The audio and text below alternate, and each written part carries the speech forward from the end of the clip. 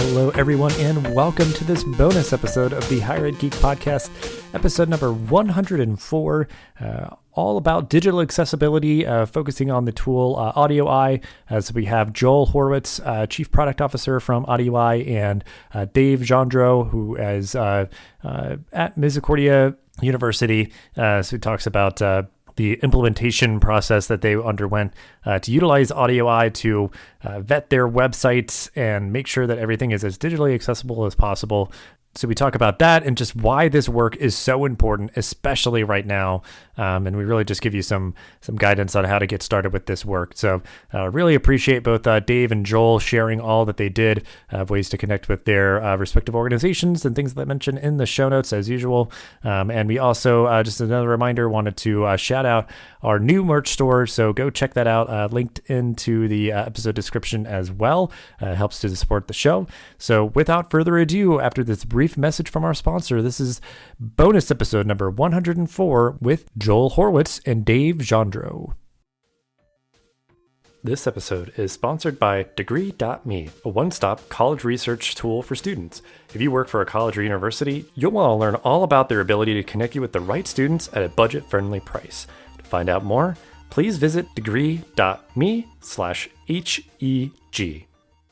Super excited to talk about this topic. Certainly a very important one, and one that I don't think we've given nearly enough attention to on the podcast here. So really appreciate both you, Dave and Joel, for taking some time out for the show here. So we will start off as we always do, though, with some quick intros and professional journeys, since we have to go through two now, I guess just as quick as you can. But, we'll start with you, Joel, if you want to give, just an introduction of yourself and a quick kind of overview of your professional journey of how you got to be where you are today. Hi, this is Joel Horowitz. I'm with AudioEye. I'm the Chief Product Officer, and I'm excited to be here today. Dustin, talking about digital accessibility. My background's in engineering. I later went on to work for IBM in the digital business group, where I helped develop a number of digital offerings where digital accessibility became a really crucial thing for us there. And that's how I became aware of this important issue for everyone, really. Thanks again for having me here. My name's Dave Gendreau. I work for Misericordia University in the PC Services Department. I've been in IT for about 30 years, and most of them here at Misericordia for the last 26 years. My department handles all of the classroom computing and forward-facing web pages, which is where we're discussing accessibility today. Yes. We'll start off then, just to give folks a little bit of context of explaining a bit exactly what AudioEye does. So Joel, we'll go to you for this one, just kind of let you take it. But just explain for folks listening a little bit about what AudioEye does. So AudioEye is a digital accessibility technology platform. And what we do is we help our clients make their digital content accessible. We do that through our innovative technology platform where customers install AudioEye on their website or on their application. And then we're able to run a number of standardized tests to really evaluate how accessible that digital content is. And then ultimately we can provide ways to fix components or broken areas that are not accessible through our certified accessibility experts at AudioEye, as well as provide source feedback report where there are things that are maybe more structural that need to be addressed. And so we have two main products, AudioEye Pro, which is now free, as well as AudioEye Managed, which you can subscribe to online. Well, I guess just as like an example to make sure it can make sense in my mind. So would it be fair to say like examples of this, in terms of things that would be kind of routinely caught on like a website, for example, would be like the alt text for images, or like maybe, because I know like the contrast can sometimes be something that is really important to make sure that things can be clearly seen. So would these be common examples of things that are like kind of flagged through the platform when it's plugged in?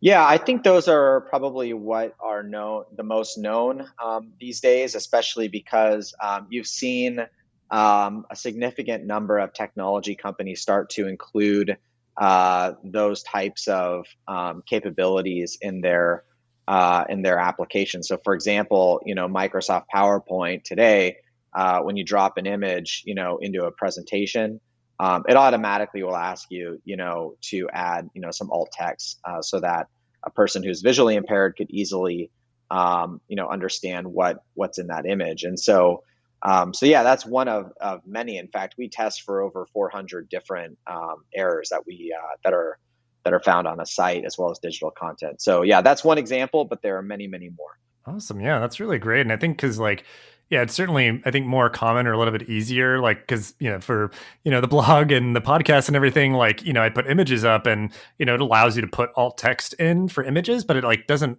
require it. So you could be kind of overlooking a lot in those things. And obviously if you're saying there's just hundreds of things that you need to be considerate of, and just having something that's optimized to do that obviously is super helpful. And I think even just in my own, own geeky way too, I've seen in some video games that I play that you can toggle into colorblind mode. And it was just oh my God, well, I didn't even think of that. And just what obviously is behind all, me just being able to toggle this setting. There's obviously so much behind, sort of figuring out okay, what are the things that need to be changed and how, and, all of that. So certainly a lot more complex than folks might, imagine. So, but at least, yeah, just some shorthand there, I guess, for a common understanding of the types of things that come up. Yeah, one thing to add, Dustin, I think oftentimes when we talk about digital accessibility, it's easier for probably people to understand this from the standpoint of physical accessibility. So, think about, the physical world and all the different experiences that, people have, going to, well, when we were allowed to go to the office, outside of the age of COVID. But think about buildings, and how, all the various experiences there, whether it's, going to a different floor and how you need to, install an elevator, right? If that's not already there, or you need to add other, signage or braille or other accessibility, experiences there. Now imagine that kind of in the digital world, and how, one might approach that. It becomes, a very complex issue to address, more so than even in the physical world. Very good point. So then, we'll kind of zoom in a little bit, since, David, you have experience with your institution implementing this tool. So if you want to just kind of guide us through, I guess, maybe just the origins of, realizing the need, and maybe just the size of the task, and figuring out, sort of what the best way for you to go about, alleviating that would be. Well, Misericordia is built on charisms of mercy, service, justice, and hospitality. So accessibility kind of fits right in. And from the very beginning of our web experience, we've always did our best to make it as accessible as at that point we thought possible. And then moving forward through time, you took more and more effort to make it accessible to the point that you're required to bring in somebody else to really get at your site to the level of accessibility that is proper for being a good citizen. And we had the opportunity through our web partner, Final Site, that we approached them and say, listen, we're really concerned about the accessibility of our webpage, considering the litigations that were headed toward the academic environment. So Final Site actually partners with AudioEye. So it was very simple from our web partner right into to have AudioEye manage our website. And it's like Joel said, it's as simple as just dropping some code and let it go. The process originally took about 3 months to have AudioEye look at our site and then turn it over to us to manage and fix things that AudioEye wouldn't have access to, like some of our user content. We recently launched a new web page in July, and we're in that process again with AudioEye. We're nearing the end of their look at it, and they're going to turn it over to us, which I think we can start accessing our content now to fix. But going back to what Joel said earlier, like the alt tags and things on pages, you don't realize that there's so many things on the pages that make sense to someone with sight, say.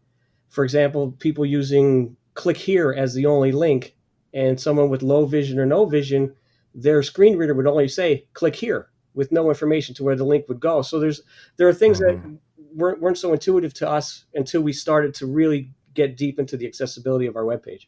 Yeah, that's a really good point. I mean, yeah, it's those things that are just taken for granted, because that's even like just more of like, yeah, like the design versus like just the functionality of like, oh, well, we have to embed this alt text. It's like, well, no, but like, yeah, like how are you designing the experience? Like that's almost more like, yeah, kind of philosophical, and there's solutions there. But, yeah, if there's a lot of presumptions made on the design, it can make it that much harder for other folks to be able to access. And like you said, I was just thinking of like, yeah, like a university website's going to have like so many pages, and then like, yeah, like user, like blogs with content and all this other stuff. It's so much that, at a certain point, it's, just grown to be such a large scale endeavor to like, yeah, vet everything and, know where you're at. So, yeah, it's kind of a tall order. One of the things that was kind of odd to figure out, you mentioned the alt tags, is everything needs an alt tag, but it doesn't need to say what it is. And that was one of the harder things. You have to put in a blank alt tag for things, like say it was screen candy.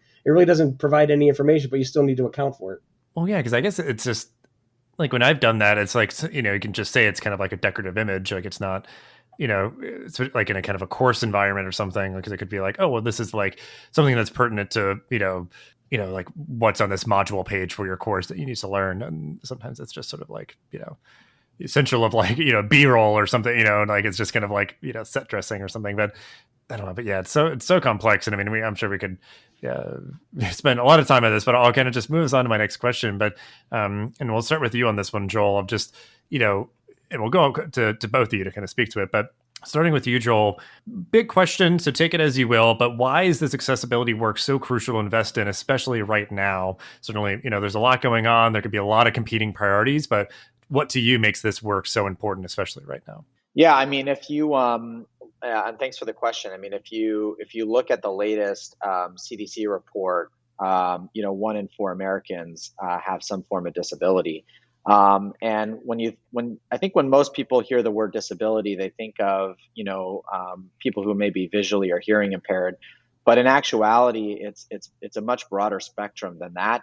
It includes people who are, the aging community who may have low vision or, color blindness. It includes dyslexia. It includes a lot of impairments that people have. And so I look at this as it's now really a life or death, topic of discussion, right? Because if you really think about 1 in 4, that means practically everyone, either has someone in their family or knows someone in their family who is struggling from, accessing the web, and especially for what I would call some of the key, life experiences or needs, day-to-day needs. So, for example, we had I'm out here in Portland, Oregon, and here on the West Coast, we had some pretty amazing kind of and scary wildfires going on, and the government put out a map of the evacuations, phases, and it was like colored red, yellow, and green. And there wasn't enough contrast if you're colorblind. And so if you're looking at this, at this graphic, you really wouldn't know when you should evacuate based on the fact that there wasn't enough contrast between these colors. So that's a real problem, right? I mean, you don't know if you should be leaving your home. And so that's just one example. Unemployment is another example. So, for example, if you are applying for unemployment benefits and they provide you a PDF that's inaccessible, then again you can't apply for unemployment to get help, frankly, when you need it right now. So the COVID situation is extremely accelerating the need for digital accessibility. I'm actually kind of quite surprised that this isn't a bigger topic of discussion right now. But in any case, that's probably the most near and present kind of concern that we have, and why we're doing a lot to try to make this topic aware and educate the market on how to actually really address the issue. Yeah, I mean, that's the reality. I mean, it's people's lives and being able to access the information they need to do these crucial things. It's just I appreciate the way that you captured it. Kind of just hopefully will give people that sense of urgency of understanding, in all aspects of life. It's, you have to kind of, dedicate time and energy and resources into this, because I think I don't know. And it's one of those things where you might not even know, like it'd be hard to know how many people didn't take advantage of like a resource or information or something because it was inaccessible, and like maybe, feedback does get escalated at times, but you do know it's like, well, wow, look at all these people that are like accessing our resources. Like, well, do you know how many people aren't, because they can't get, the access that they need because, any of those number of things that you mentioned of just, contrast or just like, because I know for, it's, with like dyslexia, I believe, certain fonts and just the way that, that's presented, makes a major impact. So yeah, I mean, that really puts a really bold, kind of bold point on this. So I appreciate you, kind of contextualizing that there. But I guess then, David, in kind of the educational context, if you want to just kind of put your own bold point on this of just why this work is so crucial to invest in right now. Well, I agree with Joel 100% with just the life and death of it all. Like, you could seriously lose your life by not being able to read that map. And that was a great example. In the educational environment, I mean, first is you have to provide the students the ability to learn. That's the whole reason they're here. So making the online experience as accessible as possible for the student is key. And from the web perspective, for me with the forward-facing web pages, you need to have the information available to them as quickly as possible so they can find the information that they're looking for to come here. It's truly a business decision that if we've all been on web pages before that are just frustrating to navigate.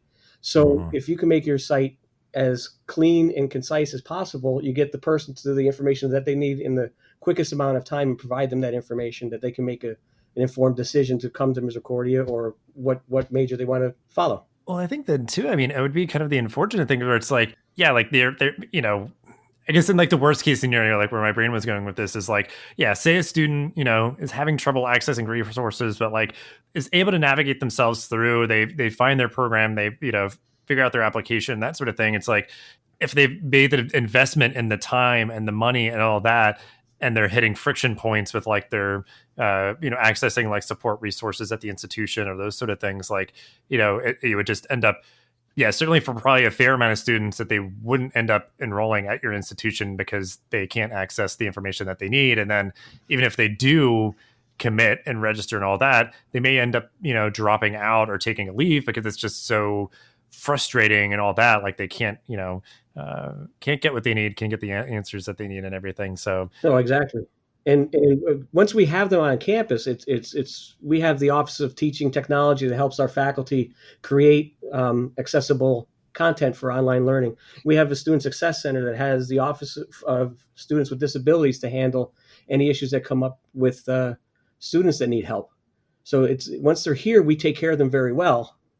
But the main thing with the main EDU webpage is getting them here. Yeah, on that point, I mean, that's great to hear, David, that you have that resource center available. I mean, that's another thing, just getting that rapid feedback and being able to help folks. And so one of the things actually that we also do is we provide a help desk via our accessibility toolbar on the site. And so a lot of times there may be things that aren't necessarily obvious, right, to people designing the content or the site.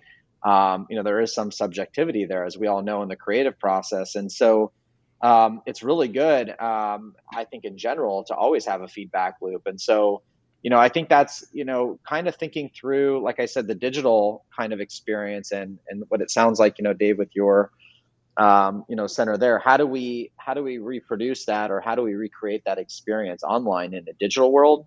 So to your point, Dustin, that they don't just give up, but they actually have a person that's going to help them navigate an issue when they do come across it. So I think that's a really important aspect to this, is knowing that software and frankly our ability is going to get us pretty far, yet there's always going to be things that the end user may find that we just didn't we didn't catch for whatever reason. So I think that's an important thing to think about. Actually, yeah, I mean, you're actually leading right to kind of a brief aside of where my brain was going with all this. Is almost like that you'd want to create that kind of culture of like, keeping each other honest and really like, empowering people to say like, hey, I'm like creating, a new page on my site for like a new office or a new offering or like this event that we're doing, and like kind of have that culture of being like, yeah, there's like a central hub or just,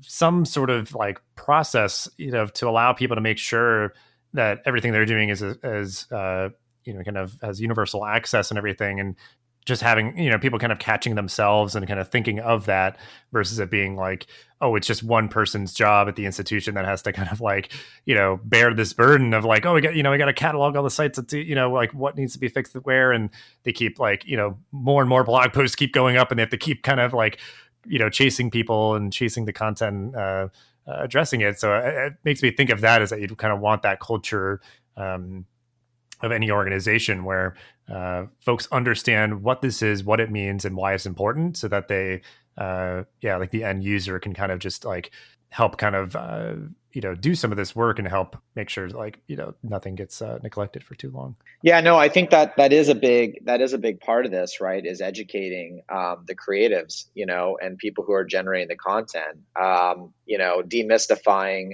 what are known as these, WCAG guidelines, right? They're actually somewhat complex when you go in and read about them. In fact, there's even certification offered by the IAAP, which many of the folks at AudioEye have, taken, tested for and passed. And so, but when that's not your, main job, right, so to speak, and your main job is creating and delivering, education, right, and educating people. How do you make this just part of the fabric, as you said, part of the culture, so that, people are not seeing this as like, an extra step or like some sort of hurdle that they have to get through. But instead it's like, well, of course, this is just how you create content now. And the technology platform should really, help with that, not inhibit that. Right. Well, I'll go to Dave for this next one, because I guess I know I'll just kind of give you kudos, because I know you spoke towards the beginning of this of just kind of this work that you've been doing, felt like it really was like just embedded in your institution's culture. So it kind of felt like a natural progression to, really invest in this. So with that, maybe if there's advice that you have, to give other hired professionals who realize they may have some work to do here, of, whether it is trying to kind of cultivate that culture, or how to kind of, rally support if you need it, from other stakeholders. But yeah, just any advice from your experience to other higher ed pros. First and foremost, educate yourself. Know what you're looking for and what needs to be done. Like Joel said, the WCAG it's so complex and difficult. Like, some things you won't even understand. It's like, what am I doing here? So if you can embrace it and grasp it and educate your users. Now, we're lucky enough here that, like I said, it's part of our culture. So the process that we have for updating web pages, we're distributive. So we might have 150 active users, and they're all interested in, is this accessible, and make sure it works right. But it comes to a clearinghouse of me and a colleague. So we're not just putting stuff up on the page and fixing it later. It kind of comes through and gets pushed out pretty accessible. There's you miss some things, and if you can't educate yourself, you don't have the staffing, just get a professional audit, because that'll really show you what direction you're headed in with your accessibility, whether it's a good audit or a poor audit. At least you'll have an understanding. And I guess, Joel, just really quick, I mean, any thoughts that you have on this, of just, I guess as much as you're aware of like kind of working in the education space through AudioEye, just any advice that you would give, about utilizing a platform like this and trying to, implement something that might feel like it's sort of like, I don't know, an additional thing to do, like it's, it might seem like it's sort of like insurmountable, but I guess, yeah, just any advice about this work from your experience. Yeah, I mean, I think what Dave said is absolutely true. I think the first step is getting, it's like kind of like in the Air Force, they teach you this idea of the OODA loop, right? Which is, to observe, orient, decide, and then act, right? And so, I think it's really important to observe, what your culture is like today. And, you've seen examples of this in the higher education where, large, well-known universities like Harvard or MIT or Berkeley have, received, have been sued, frankly, for lack of accessibility. And, some folks respond to that by, for example, in Berkeley's case, by taking down all of their content.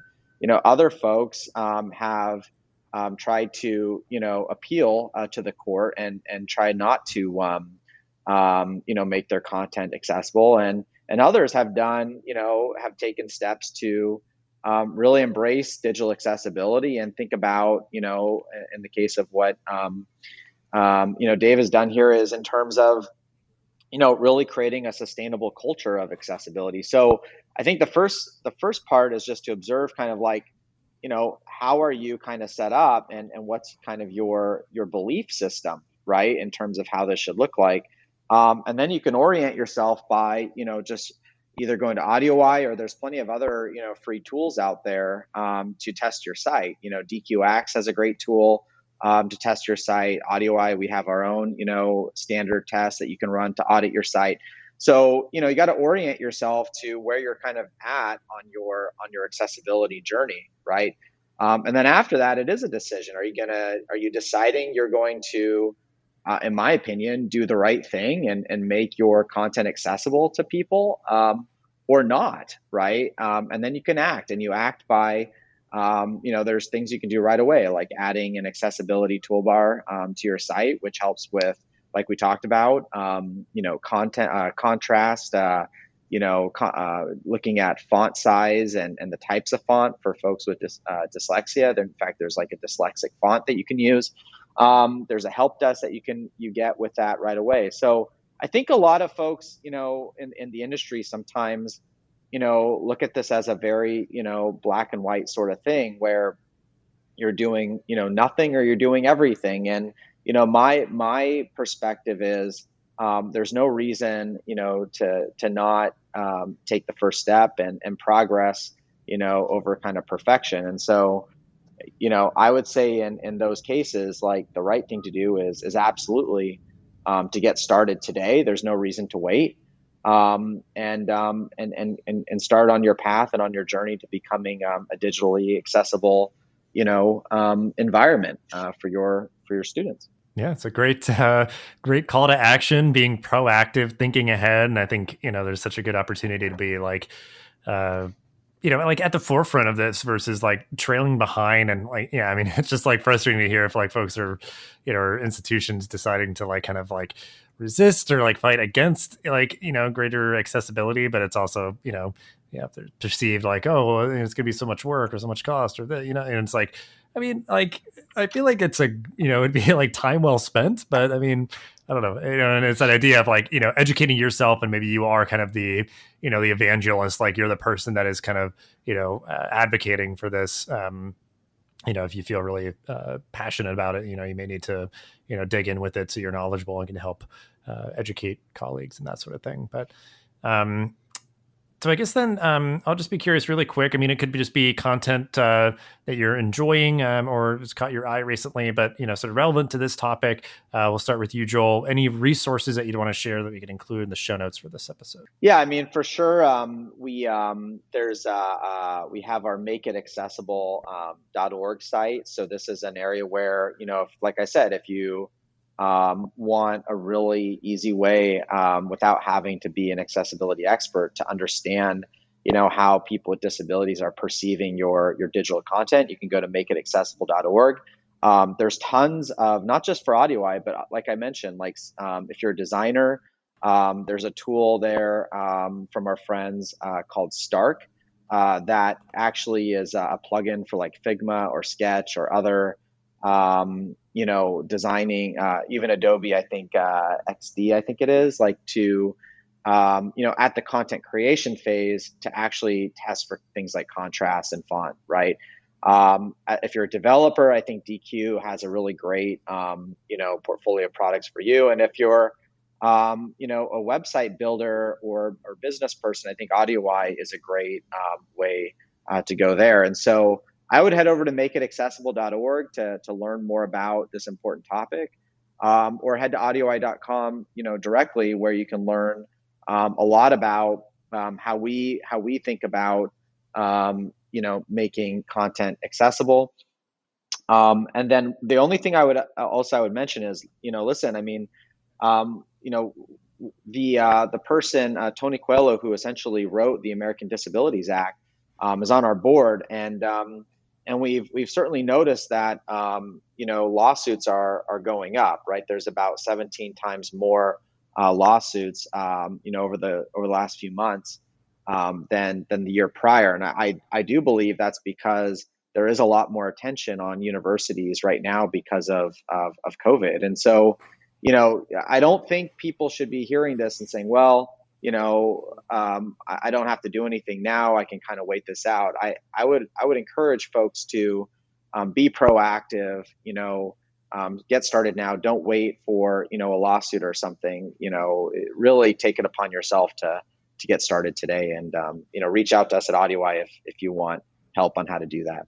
Even just like like auditing, kind of seeing where you're at and seeing like, oh wow, okay, we're in a pretty good place, and here are the things that we need to do, or just understanding like the scope and scale, and kind of proceeding accordingly, and trying to like make progress towards the goal of really making the entirety of your website kind of accessible to everybody. So yeah, I mean, I feel like just kind of now in this episode, like keep harping on like, get started now, do it now, don't wait. But yeah, all good stuff. So yeah, then I guess Dave, any other resources, things that you'd want to make note of? Any just like books or anything else? I guess that comes to mind that we could link out to in the show notes. Sure. Well, like Joel said, there's so many tools out on the web that you can use to analyze your page or your contrast. Remember, our print shop even uses it for when it creates actual physical print to make sure the contrasts are right when they send out a mailer, or that backgrounds don't bleed, and the document can actually be read by a Kurzweil document reader. One site that I could really say makes a lot of this come down to be very, very easy to understand is davidberman.com. He's in Canada, but they have the same type issues with accessibility, and he really brings it down to a very understandable. And they do a lot of webinars and such. And I know that if you do sign up for a webinar, you'll get some time with them. That if you have a question on accessibility, you can actually talk to them. Matter of fact, that one of the documents our print shop sent out was going to send out. We had them run through it just to make sure that it was going to be accessible. So that's a really good site to use. Awesome. Yeah, I appreciate you sharing that. So then we will wrap up the episode as we always do, liking to kind of end things with an optimistic tone. So we'll start with you, Dave, on this one. What are you looking forward to right now in higher ed? Obviously, it's just a very chaotic time, pretty hard to predict, what's going to happen one day or 1 month or so to the next. But yeah, trying to just look ahead with optimism. What is something that you are looking forward to? Well, we are certainly looking forward to getting everybody back on campus. Right now, we're in that hybrid kind of status. So we have students learning completely online. We have students learning in class and online. We've completely changed the structure of our learning, with social distancing in classrooms and combining 3 rooms into one, using Zoom to get people in the classrooms and out of the dorm rooms. So I really hope we can get back on campus and have that normal collegiate experience. Absolutely. And then, Joel, what are you looking forward to in higher ed? Yeah, I'm, I look at it as I'm really excited because I hope that, where we're going with digital accessibility and with higher education overall is providing even more access, right, to education. I think that's the biggest thing that I get excited about is obviously, we're all doing our best to make the most out of, what's been going on here. Yet I hope as one of the byproducts of this challenging situation is that, like I said earlier, like we do really consider, the broader community of folks who need access to digital content, right? And perhaps there's economies of scale that we're going to find by investing in digital experiences, right? Not just accessibility, but from a broader sense, right? Of allowing more people to get their education online, and perhaps that would provide people with more flexibility to learn, right, at their own pace, right? And so I'm a big advocate of providing people equal access to higher education. I think it's definitely something that I think society benefits from. So, without getting too out there, that's the thing that excites me the most. In terms of what we're doing over here at AudioEye, I'm also very excited with the progress that we're making, frankly, with machine learning and AI. I mean, we've automated, tens of dozens of, errors that you find on a site now with our technology stack. And so hopefully, we're able to continue to innovate in this area so that we really can, lower the cost and make it even easier for people to make their digital content accessible without having, like I said, to be, an absolute, expert or developer themselves. So that's where we're headed as a company, and I think that's, that's something that gets me very excited with what we're up to. Yeah, absolutely. And thank you both so much for the time and for sharing all that you did. And I think, this work is just so important and so crucial to kind of just help kind of realize that goal and kind of, the positive outcomes for higher ed is like just having it be as accessible as it can for as many people as it can be. And this is just such a important part of that and so crucial right now to be investing in for institutions as more and more of their presence becomes digital. So, we'll have ways to connect with AudioEye and the work that you're doing and all that in the show notes as usual. But thanks again so much to both of you for taking time out for the podcast. And thank you for the opportunity. Thank you, everyone. Appreciate it. Thanks for listening to this episode of the podcast. Make sure to rate, review, and subscribe so you never miss an episode. Thanks again for listening, and we'll see you in the next episode of the Higher Ed Geek podcast.